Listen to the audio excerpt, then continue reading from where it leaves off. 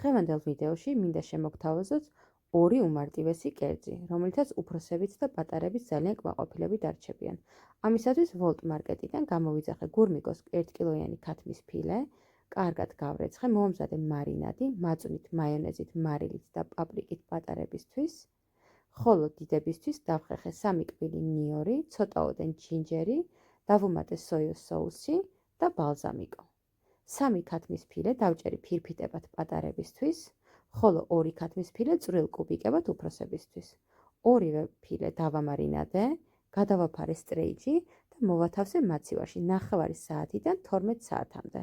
მომზადებას რო დააპირებთ, მწვანე, წითელი ბულგარული წიწაკა და მწვანე ხახვი მოთუშეთ, გახურებულ ტაბაზე გადაიტანეთ დამარინადებული ფილე, მოამზადეთ მარინადი ნუდლსისთვის, სოიოს соуსი, ბალზამიკო, 1 ჩაის კოვზი მიწის თხილის კარაქი, ცოტაოდენ მწვანე ხახვი, სეზამის მარცვლები, გახეხილი ჯინჯერი, ცოტაოდენ ნეკერჩხის სიროფი ან შაქარი და ძალიან ცოტა წყალი.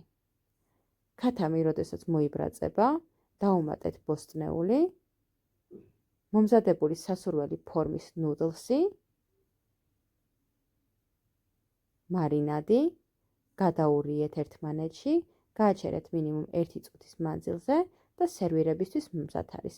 ამ ქათმის ფილით გამოვიდა 2 პორცია. პატარებისთვის საფანელს დავუმატეთ მარილი და პაპრიკა, საფანელში ამოავლეთ წინასწარ ჩამარინადებული ქათმის ფილე და გადაიტანეთ გახურებულ ტაფაზე. მობრაწეთ ორივე მხრიდან და გემრიელად მიირთვით.